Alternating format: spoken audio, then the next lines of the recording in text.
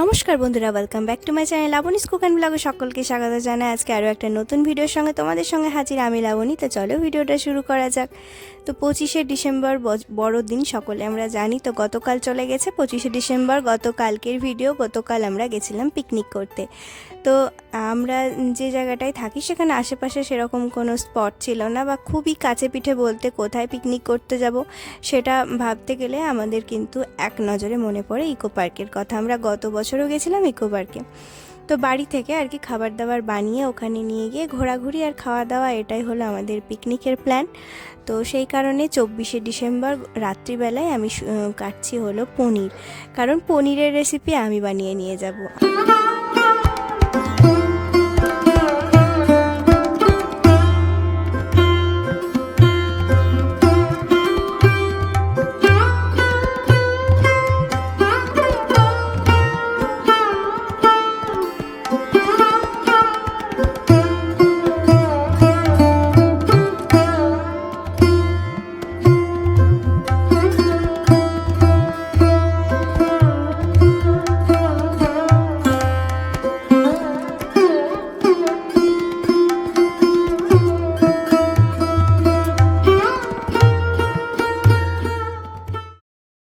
তো পনিরটা আগের দিন রাত্রিবেলায় কেটে রাখছি, আর পেঁয়াজগুলোও কেটে রাখছি, কারণ আমার কালকে সকালবেলায় তাড়াহুড়ো আছে। স্নান টান সকালের খাবার দাবার করে আবার সকালে তাড়াতাড়ি বেরোতে হবে, সেজন্য কিছুটা হলেও কাজটা একটু গুছিয়ে রাখছি।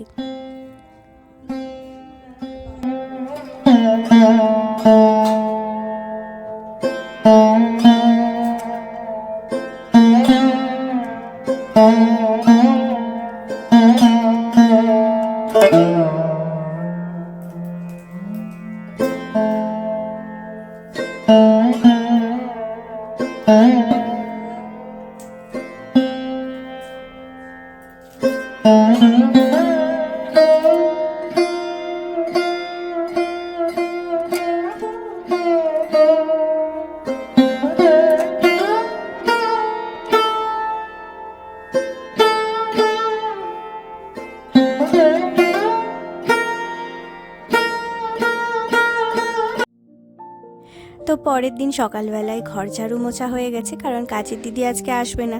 তো সেই কারণে ঘর ঝাড়ু মোছা করে নিয়েছি। তারপরে পনিরটা রান্না করে স্নান টান করে আর কি রেডি হয়ে যাব, তারপর আমরা বেরোবো।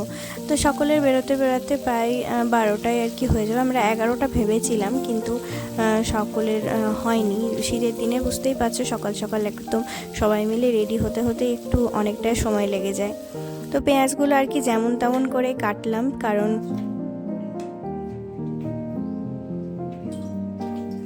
পরে এটাকে পেস্ট করব।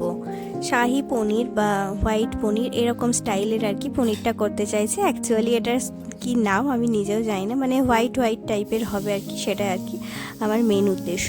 তো পনিরগুলোকে সমস্তই ভাজা হয়ে গেছে, মানে ভাজলাম, আমি সর্ষের তেলেই ভাজলাম, আমি সাদা তেলের কোনো রকম ব্যবহার করছি না।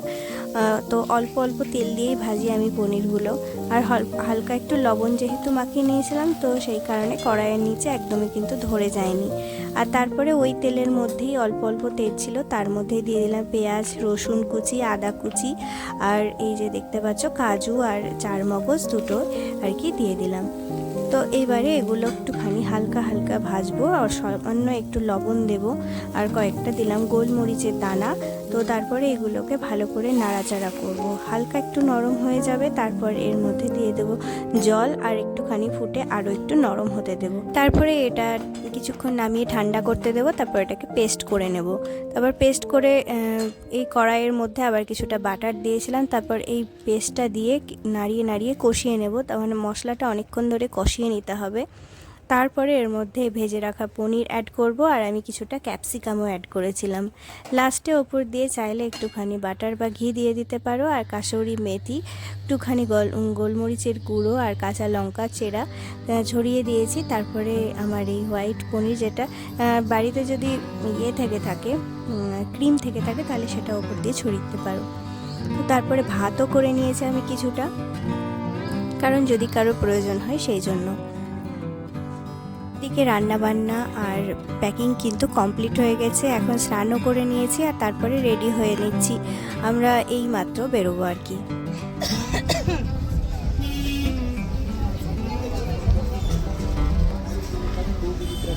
এবং আনলিমিটেড কল পাওয়া।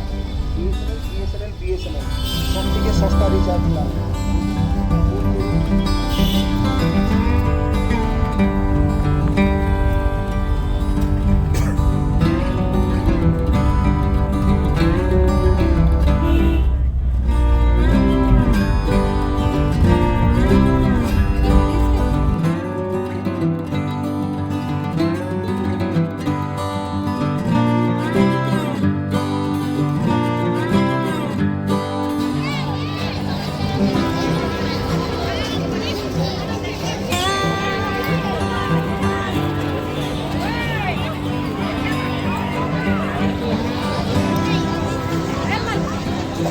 তো আমরা পৌঁছে গেছি ইকো পার্কে।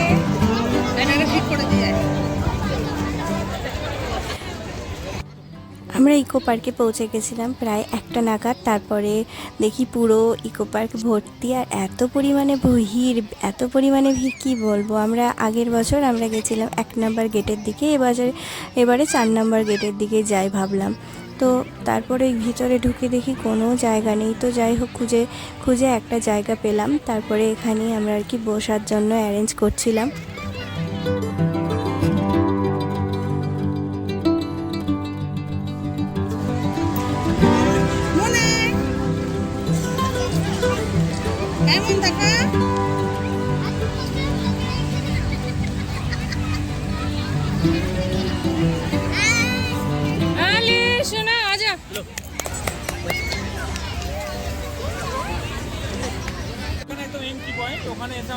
আমাদের আরেকজন গেস্ট চলে এসেছে, সুমিত্রা।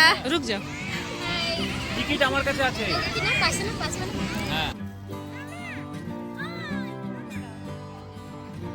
তো 1টা বেজে গেছে, আর সবাই বাচ্চাগুলো আর কি খিদে পেয়ে গেছে, তাই খাবো বলছিল। তো সেই জন্য প্লেট নিয়ে নিউজ পেপার এখানে পেতে নিয়েছি। আর কার কীরকম রান্নাবান্না হয়েছে তাই দেখছিলাম আর কি। খুলে ফ্রাইড রাইস নিয়ে এসছে, আমি পনির নিয়ে এসেছি, তার সাথে অল্প একটু সাদা ভাত আর মিক্স ভেজ, আর একজন চিকেন নিয়ে এসছে। তো এইভাবে আর কি অনেক কিছু আমাদের রেসিপি হয়ে গেছে। আরও একজন আসবে বলেছিল, তো তার বাচ্চার শরীর খারাপের জন্য সে আর কি আসতে পারেনি।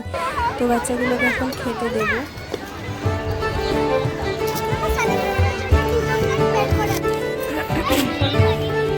वाह क्या खाना है। हाँ ठीक है।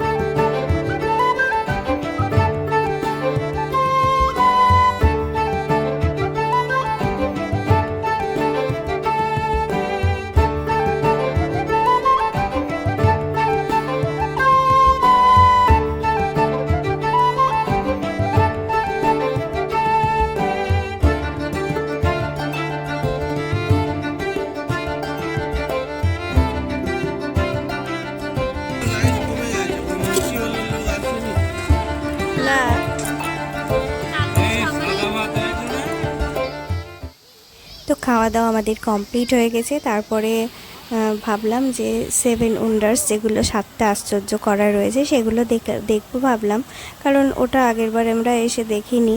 তো সেই কারণে দেখবো ভাবলাম, কিন্তু এত লাইন, এত ভিড় যে আর সেখানে যেতে ইচ্ছা করলো না। তো সেই কারণে আমরা এখানে বসেই ছিলাম। তারপরে এই যে এখানে একটা সুন্দর ওয়াটারফল করা রয়েছে, আর পাশে পার্ক রয়েছে, এগুলোতেই আর কি ঘোরাঘুরি করছিলাম।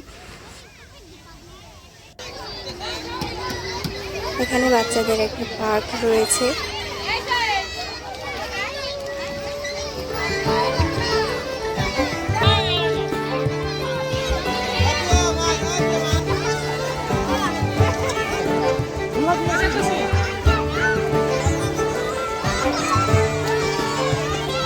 এই আর কি বসে খাওয়া দাওয়া করে খেলাধুলো করে বাচ্চাদেরকে নিয়েই দিনটা কেটে গেল, আর কিছুই দেখা হয়নি। তারপরে আমরা প্রায় 4:30 নাগাদ বেরিয়ে আসছিলাম, কারণ এত ভিড়, কয়েক লাখ লোক এখানে মনে হয় আছে। তো সেই কারণে তাড়াতাড়ি বেরিয়ে আসছি, কারণ গাড়ি পাবো না। তো এইভাবে ফ্যামিলির সাথে বন্ধুদের সাথে খুব সুন্দর করে দিনটা কেটে গেল, বুঝতেই পারলাম না। আর এইভাবে কিন্তু দিন কাটলে বেশ ভালো লাগে। রোজকার যে একঘেয়েমি জীবন, তার থেকে কিন্তু মা বাবা বা বাচ্চাদের সকলেরই কিন্তু দিনটা খুব ভালো কাটে। তো চলো বন্ধুরা, ভিডিওটা এখানেই শেষ করছি। দেখা হচ্ছে নেক্সট ভিডিও।